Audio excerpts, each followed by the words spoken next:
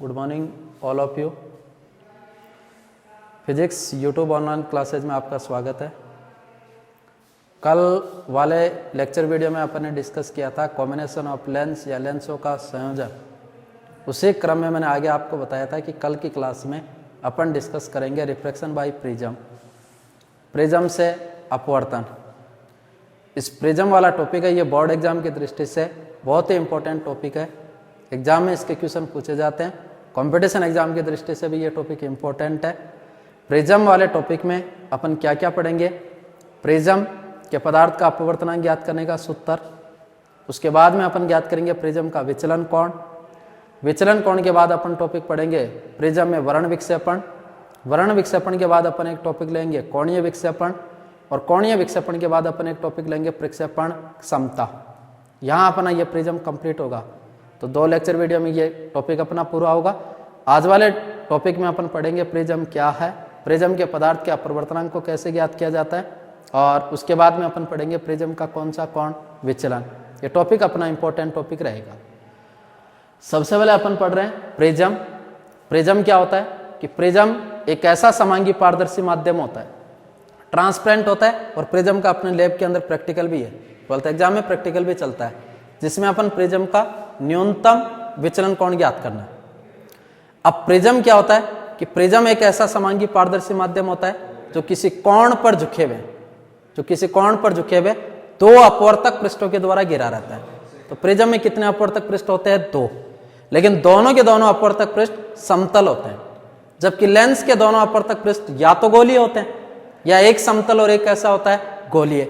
लेकिन प्रिज्म के दोनों ही अपवर्तक पृष्ठ किसी कोण पर इंक्लाइंट होते हैं, किसी कोण पर झुके हुए होते हैं, और दोनों के दोनों पृष्ठ कैसे होते हैं, समतल। तो प्रिज्म में एक तो मैंने बताया कि प्रिज्म में कौन सी फिनोमिना होती है। प्रिज्म में हमेशा लाइट का रिफ्रैक्शन होता है। प्रिज्म में प्रकाश का क्या होता है, अपवर्तन।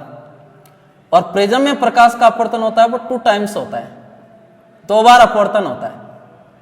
एक बार तो जो अपवर्तन होता है तब प्रकाश किरण विरल माध्यम से प्रवेश करती है किसमें, सघन, और एक बार अपवर्तन होता है तब प्रकाश किरण सघन माध्यम से प्रवेश करती है किसमें, विरल। तो प्रिज्म में प्रकाश का अपवर्तन होता है, लेकिन प्रकाश का अपवर्तन 1 टाइम ना होकर 2 टाइम्स होता है, 2 बार अपवर्तन होता है। एक बार प्रकाश किरण विरल से किस माध्यम में प्रवेश करती है, सघन, और एक बार सघन से किसमें, विरल। तो प्रिज्म में कितनी बार अपवर्तन होता है, 2। प्रिज्म में 2 अपवर्तक पृष्ठ होते हैं, और दोनों के दोनों अपवर्तक पृष्ठ कैसे होते हैं, समतल। तो प्रिज्म में 2 समतल अपवर्तक पृष्ठ होते हैं। क्लियर? तो प्रिज्म में कितने अपवर्तक पृष्ठ होते हैं, 2, और दोनों के दोनों अपवर्तक पृष्ठ होते हैं वो कैसे होते हैं, समतल। जबकि लेंस में अपन ने डिस्कस किया था कि दोनों अपवर्तक पृष्ठ कैसे होते हैं, गोलीय, या एक समतल और एक कैसा होता है, गोलीय। अब प्रिज्म क्या होता है कि प्रिज्म का मतलब होता है एक ऐसा समांगी पारदर्शी माध्यम जो किसी कोण पर झुके हुए 2 समतल अपवर्तक पृष्ठों के द्वारा घिरा रहता है। अब 2 समतल अपवर्तक पृष्ठ का मतलब, एक तो ये प्लेन अपवर्तक पृष्ठ है और ये एक प्लेन रिफ्लेक्टिंग सरफेस है। एक ऐसा समांगी पारदर्शी माध्यम जो किसी कोण पर झुके हुए, किसी कोण पर झुके हुए 2 अपवर्तक पृष्ठों के द्वारा घिरा रहता है। तो ये 2 अपवर्तक पृष्ठ किसी कोण पर झुके हुए रहते हैं। तो एक ऐसा समांगी पारदर्शी माध्यम जो किसी कोण पर झुके हुए 2 अपवर्तक पृष्ठों के द्वारा घिरा रहता है, उस समांगी पारदर्शी माध्यम को अपन क्या बोलते हैं, प्रिज्म। तो एक अपवर्तक पृष्ठ ये, एक अपवर्तक पृष्ठ ये, और दोनों अपवर्तक पृष्ठ जिस कोण पर झुके रहते हैं उस कोण को अपन कौन सा कोण कहते हैं, प्रिज्म कोण या प्रिज्म एंगल। तो प्रिज्म कोण या प्रिज्म एंगल, तो परिभाषा तो क्या हो गई इसकी, एक ऐसा समांगी पारदर्शी माध्यम जो किसी कोण पर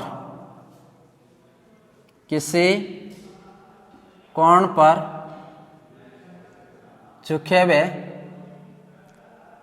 2 समतल अपवर्तक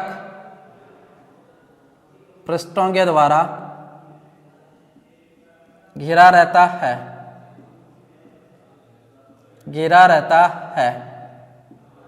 प्रिज्म कहलाता है। प्रिज्म कहलाता है। तो प्रिज्म में प्रकाश का अपवर्तन होता है और कितनी बार? 2 बार। और एक ऐसा समांगी पारदर्शी माध्यम जो किसी कोण पर झुके हुए 2 समतल अपवर्तक पृष्ठों के द्वारा घिरा रहता है, उस समांगी पारदर्शी माध्यम को अपन क्या बोलते हैं? प्रिज्म। और दोनों अपवर्तक पृष्ठ जिस कोण पर झुके रहते हैं उस कोण को अपन कौन सा कोण कहते हैं? प्रिज्म। अब अपन ज्ञात कर रहे हैं प्रिज्म के पदार्थ का अपवर्तनांक। तो देखिएगा डायग्राम को देखना, ये एक प्रिज्म है, ये प्रिज्म है ABC, ABC।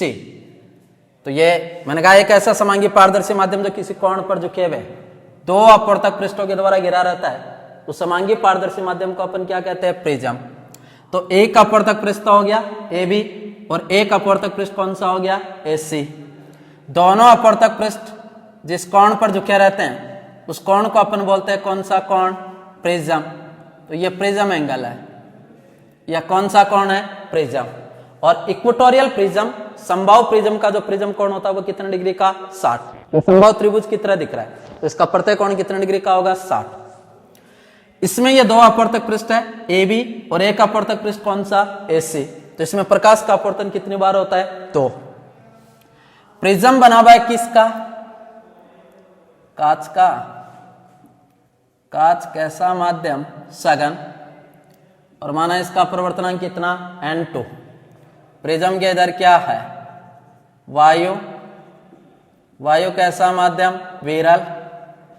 इसका अपवर्तनांक कितना? N1। प्रिज्म के राइट साइड में भी क्या है? वायु। वायु कैसा माध्यम? विरल। और इसका अपवर्तनांक कितना? N1। विरल, सघन, विरल। प्रकाश किरण इधर से आएगी तो विरल से किस में जाएगी? सघन। और यहां से यहां जाएगी तो सघन से किस में? विरल। अब समझना इसको, माना एक प्रकाश किरण PQ, ये प्रकाश किरण PQ, PQ प्रकाश किरण है। ये आपको मैं बता रहा हूं कि प्रिज्म ABC के किस पृष्ठ पर आपतित हो रही है? AB। तो PQ इस प्रिज्म पर कौन सी किरण है? आपतित प्रकाश किरण। और जिस बिंदु पर यह प्रकाश किरण आपतित होगी उस बिंदु पर अपन क्या खींचेंगे? लंब। और वो लंब उस बिंदु पर क्या कहलाएगा? अभिलंब। तो माना यहां अभिलंब क्या हो गया? MT। आपतित प्रकाश किरण और अभिलंब के मध्य बनने वाला कोण कौन सा कोण कहलाएगा? आपतन। इस आपतन कोण को किससे डिनोट किया? I। ये इस प्रकाश किरण के किस पथ की दिशा? इनिशियल। तो ये इनिशियल पाथ की डायरेक्शन। क्लियर? अब ये प्रकाश किरण PQ N1 अपवर्तनांक वाले विरल माध्यम से N2 अपवर्तनांक वाले किस माध्यम में प्रवेश कर रही है? सघन। N1 अपवर्तनांक वाले विरल माध्यम से N2 अपवर्तनांक वाले सघन माध्यम में प्रवेश करने पर यह प्रकाश किरण अपने मार्ग से विचलित होकर किसकी ओर झुक जाएगी? अभिलंब। तो ये अभिलंब की ओर झुक जाएगी इस तरीके से। इस अपवर्तित किरण और अभिलंब के मध्य बनने वाला कोण कौन सा कोण कहलाएगा? अपवर्तन। और इस अपवर्तन कोण को मैंने किससे डिनोट किया? R1। AB पृष्ठ से अपवर्तित किरण दूसरे पृष्ठ AC पर आपतित होती है और दूसरे पृष्ठ के किस बिंदु पर आपतित होती है? R। जिस बिंदु पर यह प्रकाश किरण आपतित होती है उस बिंदु पर अपन क्या खींचेंगे? लंब। तो R बिंदु पर अभिलंब कौन सा हो गया? NT। इस आपतित प्रकाश किरण और अभिलंब के मध्य बनने वाला कोण कौन सा कोण कहलाएगा? आपतन। तो यहां R2 कौन सा कोण? आपतन। अब ये वाली जो प्रकाश किरण है वो N2 अपवर्तनांक वाले सघन माध्यम से N1 अपवर्तनांक वाले किस माध्यम में प्रवेश कर रही है? विरल। वेग बढ़ने के कारण ये प्रकाश किरण अपने मार्ग से विचलित होकर अभिलंब से कहां चली जाएगी? दूर। तो RS है ना वो प्रिज्म से बाहर निकल रही है, इसलिए इसको अपन बोलते हैं एमर्जेंट रे। एमर्जेंट रे का मतलब कौन सी किरण? निर्गत। और यहां जो ये कोण बनता है ना ये अपवर्तन कोण है E, और वैसे इसको बोलते हैं अपन एमर्जेंट एंगल। कौन सा कोण? निर्गत कोण। तो बताओ यहां क्या क्या है? I व E, सॉरी I व R2, I/R2 angle of incident आपतन कोण R1/E कौन से कोण है? अपवर्तन, और वैसे E को अपन बोलते हैं कौन सा कोण? निर्गत कोण। क्लियर? अब देखिएगा, यहां से अपन पढ़ रहे हैं प्रिज्म का विचलन कोण। विचलन कोण का मतलब क्या होता है कि प्रिज्म पर आपतित प्रकाश किरण की दिशा और प्रिज्म से निर्गत प्रकाश किरण की दिशा के मध्य बनने वाला कोण उस प्रिज्म का कौन सा कोण कहलाता है? विचलन। तो PQ तो इस प्रिज्म पर आपतित प्रकाश किरण, RS प्रिज्म से निर्गत प्रकाश किरण। जैसे इसको अपन पीछे की ओर बढ़ाते हैं तो ये प्रकाश किरण किस बिंदु पर काट रही है? U पॉइंट पर कट कर रही है। तो इस प्रिज्म पर आपतित प्रकाश किरण की दिशा और प्रिज्म से निर्गत प्रकाश किरण की दिशा के मध्य बनने वाला ये कोण इस प्रिज्म का कौन सा कोण? विचलन। तो ये डेल्टा नहीं, ये प्रिज्म का कौन सा कोण कहलाता है? विचलन। तो प्रिज्म पर आपतित प्रकाश किरण की दिशा और प्रिज्म से निर्गत प्रकाश किरण की दिशा के मध्य बनने वाला कोण इस प्रिज्म का कौन सा कोण? विचलन। तो डेल्टा इस प्रिज्म का विचलन कोण है। तो प्रिज्म का विचलन कोण किसे कहते हैं? कि प्रिज्म पर आपतित प्रकाश किरण की दिशा और प्रिज्म से निर्गत प्रकाश किरण की दिशा के मध्य बनने वाला कोण उस प्रिज्म का कौन सा कोण कहलाता है? विचलन। तो डेल्टा इस प्रिज्म का कौन सा कोण है? विचलन। अब देखो, अब अपन निकालते हैं किरण चित्र से, और इस किरण चित्र से अपन को प्रिज्म के पदार्थ का अपवर्तनांक ज्ञात है। अब देखो, इस किरण चित्र में दो तो त्रिभुज बन रहे हैं। एक त्रिभुज तो है QTR, क्लियर? एक त्रिभुज है QRU, एक इसमें क्वाड्रिलेटरल चतुर्भुज बन रहा है AQTR, ठीक है? तो इसमें दो तो त्रिभुज है, एक चतुर्भुज है। त्रिभुज तो हो गया QTR, एक हो गया QRU और चतुर्भुज हो गया AQTR। तो सबसे पहले मैं ले रहा हूं त्रिभुज, ट्रायंगल QTR। सबसे पहले अपन त्रिभुज ले रहे हैं बेटा QTR, और अपन सब जानते हैं त्रिभुज के तीनों कोणों का योग कितना डिग्री का होता है? 180। एक कोण तो R1, एक कोण R2 और एक कोण हो गया QTR। तो त्रिभुज QTR के तीनों कोण, एक तो है R1, एक है R2 और एक है QTR, और इन तीनों कोणों का योग कितने डिग्री का? 180। तो R1 प्लस R2 प्लस कोण QTR is equal to 180 degree. इसको मैं दे रहा हूं समीकरण नंबर कितनी? 1। अब इसमें एक चतुर्भुज हो रहे AQTR। अपन सब जानते हैं कि चतुर्भुज के चारों कोणों का योग होता है कितने डिग्री का? 360। लेकिन इस चतुर्भुज के Q और R है ना, उस पर लंब डाले गए। लंब डाले गए, इसका ये वाला कोण भी कितने डिग्री का? 90, और ये वाला कोण भी कितने डिग्री का? 90। तो 90 और 90 कितने हो गए? 180। अब दो रिमेनिंग कोण रहे, एक तो एक रह गया QTR।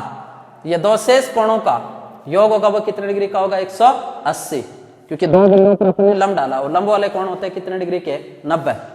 तो देखो, क्वाड्रिलेटरल चतुर्भुज AQTR से इस क्वाड्रिलेटरल में आपको बताया कि यहां ये लंब डाले गए Q और R पर, और जो परपेंडिकुलर ड्रॉ करते हैं वो एंगल कितने डिग्री के होते हैं? 90। तो 90 और 90 180। तो एक कोण तो बच गया A और एक कोण बच गया QTR, और इन तीनों कोणों का योग, चारों कोणों का योग होता है कितने डिग्री का? 360। अब रिमेनिंग दो कोण बच गए, एक तो A और एक बच गया QTR। शेष दो बचे हुए कोणों का योग भी कितने डिग्री का बेटा? 180। इसको मैं दे देता हूं समीकरण नंबर कितनी? 2। अब देखो, समीकरण 1 व समीकरण 2 से, समीकरण 1 और 2 से मैं लिख सकता हूं A प्लस कोण QTR is equal to R1 plus R2 कोण QTR। QTR से QTR क्या हो गया? Cancel out. QTR से QTR कैंसिल आउट हो गया, तो यहां से A बचा। A अपन को पता है। अब देखो, यहां QTR से QTR क्या हो गया? Cancel out. अब इधर तो बचा A और इधर बच गया R1 प्लस R2। A अपन को यहां पता है कौन सा कोण है? प्रिज्म। तो यहां से देखो प्रिज्म कोण, प्रिज्म कोण और प्रिज्म कोण A is equal to R1 plus R2। इसको मैं दे देता हूँ समीकरण नंबर कितनी 3। तो समीकरण नंबर 3 में हो गया A is equal to R1 plus R2। अब देखो, तो एक तो अपना ट्रायंगल ले लिया और एक अपन ने त्रिभुज ले लिया, चतुर्भुज ले लिया AQTR। अब इस किरण चित्र में एक त्रिभुज और रह गया और त्रिभुज रह गया UQR। अब आंतरिक कोण तो इसमें दे नहीं रखे और इस त्रिभुज में देखो UQR, इस त्रिभुज UQR में डेल्टा है ना वो बहिर्कोण है। तो इस त्रिभुज के लिए तो वो बहिर्कोण है, लेकिन प्रिज्म के लिए वो कौन सा कोण है? विचलन। और किसी भी त्रिभुज का बहिर्कोण होता है वो आंतरिक कोणों की किसके तुल्य? योगफल। तो आंतरिक कोण हो गया UQR और एक हो गया URQ और डेल्टा कौन सा कोण है? तो त्रिभुज, किरण चित्र से मैं लिख रहा हूं, त्रिभुज UQR में डेल्टा कौन सा कोण है? बहिर्कोण। और इस बहिर्कोण का मान आंतरिक कोणों के किसके तुल्य? योगफल। तो एक तो इसका इंटरनल एंगल हो गया UQR प्लस एक हो गया URQ। तो URQ, तो इस त्रिभुज का जो बहिर्कोण होगा वो आंतरिक कोणों की किसके तुल्य? योगफल। अब इस बोर्ड पे देखना, एक तो हो गया UQR और एक हो गया URQ और डेल्टा इसका बहिर्कोण है और इस त्रिभुज का जो बहिर्कोण होगा वो आंतरिक कोणों की किसके तुल्य? योगफल। अब अपन को ये कोण चाहिए, तो ये पूरा देखो कितना होगा? ये I, तो ये पूरा भी कितना होगा? I, vertex opposite angle. लेकिन अपन को चाहिए ये वाला एंगल यहां से लेकर यहां तक का, तो I में से मैं किसको घटा दूं? R1। तो इसकी वैल्यू तो हो गई बेटा I माइनस कितने? R1। ठीक है, URQ की वैल्यू चाहिए। अब ये पूरा E है तो ये भी पूरा क्या होगा? E, शीर्षाभिमुख कोण। और यहां से अपन R2 को घटा दे तो ये वाला कोण हो जाएगा कितना? E माइनस कितना? R2। तो यहां से बताओ क्या आएगा? अब देखो, यहां से अपन को डेल्टा, और डेल्टा वैसे देखे तो प्रिज्म का कौन सा कोण? विचलन कोण। तो विचलन कोण आ जाएगा बेटा delta is equal to UQR की वैल्यू यहां कितनी होगी बेटा? I माइनस R1 और URQ की वैल्यू यहां से कितनी हो गई? E minus R2। ठीक है, यहां से इसको अपन ऐसा लिख सकते हैं, delta is equal to I plus E minus R1 plus R2। R1 plus R2 की जगह समीकरण नंबर 3 से अपन क्या लिख सकते हैं? A, और A अपन को पता है यहाँ कौन सा कोण है? प्रिज्म। तो बताओ delta is equal to I plus E minus कितना? A। तो ये प्रिज्म का विचलन कोण ज्ञात करने का सूत्र हो गया। समीकरण नंबर कितनी? 4। तो समीकरण नंबर 4 है ना वो प्रिज्म का कौन सा कोण है? विचलन। और प्रिज्म का विचलन कोण आ गया delta is equal to I plus E minus कितना? A। A प्रिज्म कोण है, E निर्गत कोण है, I कौन सा कोण है? आपतन। इसका मतलब यहां डेल्टा डायरेक्टली डिपेंड करेगा किस पर? I पर, क्योंकि E तो तब आएगा जब पहले I होगा और A प्रिज्म कोण है, ये फिक्स होता है। तो डेल्टा डिपेंड कर रहा है किस पर? I। अब प्रिज्म की क्या प्रॉपर्टी होती है कि जैसे जैसे प्रिज्म पर आपतन कोण को बढ़ाते जाते हैं, पहले मान लीजिए आपतन कोण 30 डिग्री, 35 डिग्री, 40 डिग्री, 45, 50, 55, इस तरीके से बढ़ाते जाते हैं। तो जैसे जैसे इस प्रिज्म पर आपतन कोण को बढ़ाते हैं तो पहले विचलन कोण का मान क्या होता है? कम, और एक विशेष आपतन कोण पर विचलन कोण का मान न्यूनतम हो जाता है।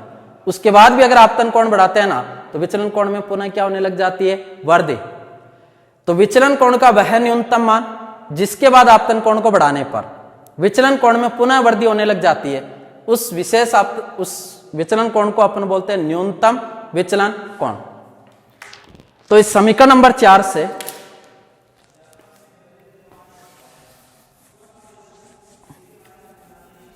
देखो, अब देखना यहां से देखो, विचलन कोण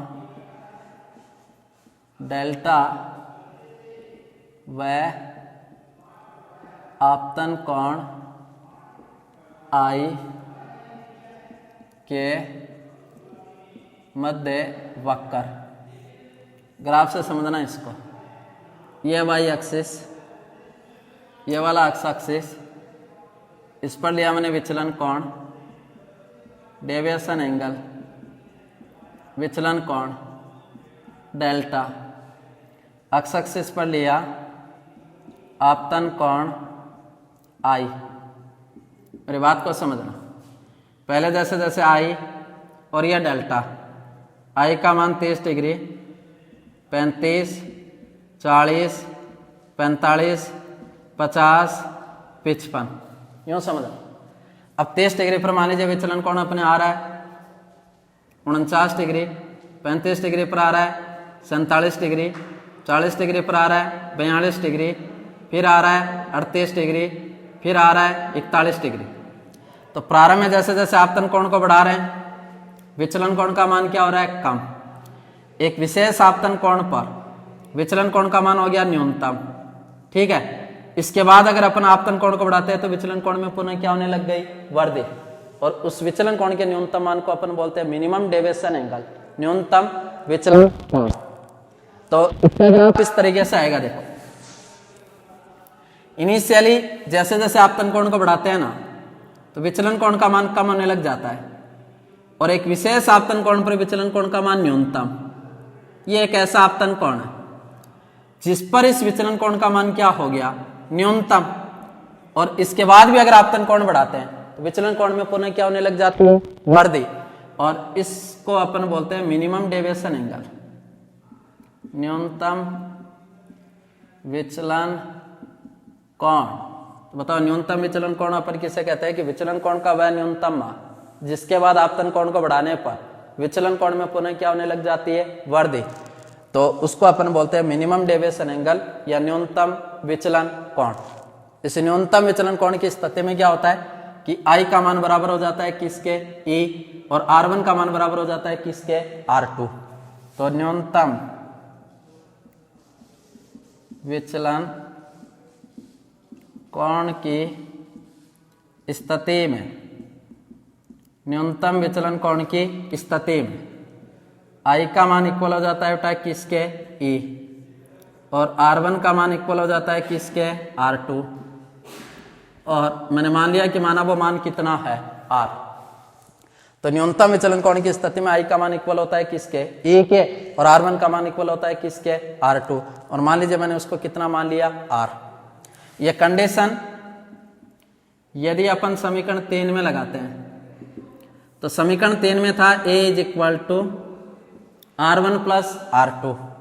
न्यूनतम विचलन कोण की स्थिति में ये दोनों इक्वल, तो A is equal to R plus R। तो A इज इक्वल टू कितना? 2R। तो R इज इक्वल टू कितना? A by 2। R is equal to कितना? A by 2। तो न्यूनतम विचलन कोण की स्थिति में जो अपवर्तन कोण होता है वो प्रिज्म कोण का कितना? आधा। तो R is equal to A by 2। इसको मैं दे देता हूं समीकरण नंबर कितनी? 5। तो R इज इक्वल टू हो गया बेटा A बाई कितना? 2। समीकरण नंबर 4 में अगर न्यूनतम विचलन कोण की स्थिति लगाता हूं तो डेल्टा की जगह देखो क्या आएगा? Delta minimum. और जैसे डेल्टा की जगह डेल्टा मिनिमम आएगा तो वहां अपन E की जगह कितना लिख सकते हैं? I। तो यह टर्म यूज करने पर समीकरण नंबर 4 से डेल्टा की जगह लिखेंगे बेटा डेल्टा मिनिमम, और delta minimum is equal to I plus E। E की जगह भी I माइनस कितना? A। अब यहां से देखो डेल्टा मिनिमम, और delta minimum I plus I कितना हो गया? 2I minus A। इसको मैं ऐसा लिख सकता हूं A plus delta minimum is equal to कितना? 2I। I है वो प्रिज्म का कौन सा कोण? आपतन। तो यहां से आपतन कोण, और आपतन कोण I is equal to A plus delta minimum by कितना? 2। तो I इज इक्वल टू हो गया बेटा A plus delta minimum by कितना? 2। इसको मैं दे देता हूं समीकरण नंबर कितनी? 6। अब आपको याद करना है प्रिज्म के पदार्थ का अपवर्तनांक। तो प्रिज्म का आपतन कोण न्यूनतम कोण की स्थिति में क्या आ जाएगा? I is equal to A plus delta minimum by 2, और अपवर्तन कोण होगा वो प्रिज्म कोण का कितना होगा? आधा। अब प्रिज्म में अपवर्तन हो रहा है, और अपवर्तन हो रहा है तो अपवर्तन में एक नियम अपन ने पढ़ा था जिसे अपन बोलते हैं किसका नियम, स्नेल। और स्नेल का नियम कहता है आपतन कोण की ज्या और अपवर्तन कोण की ज्या का अनुपात एक कांस्टेंट राशि होती है जिसे दूसरे माध्यम का अपवर्तनांक कहते हैं, और किसके सापेक्ष, पहले के। तो पहला माध्यम तो यहाँ क्या है, वायु, दूसरा माध्यम क्या है, कांच, और लेंस बना हुआ किसका, कांच, तो वो कांच के पदार्थ का अपवर्तनांक होगा। तो इस प्रिज्म के पदार्थ का अपवर्तनांक ज्ञात करने के लिए, क्योंकि प्रिज्म में अपवर्तन हो रहा है, तो अपवर्तन के लिए अपन नियम लगाएंगे किसके, स्नेल के नियम से। और स्नेल का नियम क्या कहता है, आपतन कोण की ज्या अपवर्तन कोण की ज्या का अनुपात है कांस्टेंट राशि जिसे दूसरे माध्यम का अपवर्तनांक कहते हैं किसके सापेक्ष, पहले। तो N21 है ना, वो अपवर्तनांक है किसका, प्रिज्म का पदार्थ का अपवर्तनांक है, कांच का है और वायु के सापेक्ष, क्योंकि प्रिज्म बना हुआ है किसका, कांच। तो ये प्रिज्म के पदार्थ का अपवर्तनांक है। I और R का मान लिखेंगे बेटा किससे, समीकरण 5 और 6। तो समीकरण 5 व समीकरण 6 से मान रखने पर, समीकरण 5 और 6 से मान रखने पर प्रिज्म के पदार्थ का अपवर्तनांक, refractive index of prism material, prism के पदार्थ का अपवर्तनांक आ जाएगा N21, या N लिख दो इसको, साइन I की जगह आएगा A plus delta minimum by 2 upon sign R की जगह लिखा जाएगा बेटा A बाई 2। तो N21 इज इक्वल टू आ गया sine A plus delta minimum by 2 upon sine A by 2। यही प्रिज्म के पदार्थ का अपवर्तनांक ज्ञात करने का सूत्र है। तो प्रिज्म के पदार्थ का अपवर्तनांक ज्ञात करने का सूत्र होता है N21 is equal to sine A plus delta minimum by 2 upon sine A by 2। A prism कौन है, डेल्टा मिनिमम प्रिज्म का न्यूनतम विचलन कौन है, और ए कौन सा कौन है, प्रिज्म। N21 वो प्रिज्म के पदार्थ का क्या है, अपवर्तनांक। मान लीजिए इसको मैं समीकरण नंबर दे देता हूं बेटा कितने, 7। तो प्रिज्म के पदार्थ का अपवर्तनांक ज्ञात करने का सूत्र होता है N21 या म्यू लिख दो, N21 या mu is equal to sine A plus delta minimum by 2 upon sine A by 2। तो इस सूत्र से अपन प्रिज्म के पदार्थ का क्या ज्ञात कर सकते हैं, अपवर्तन। और देखना इसको थोड़ा सा और सॉल्व आउट करते हैं।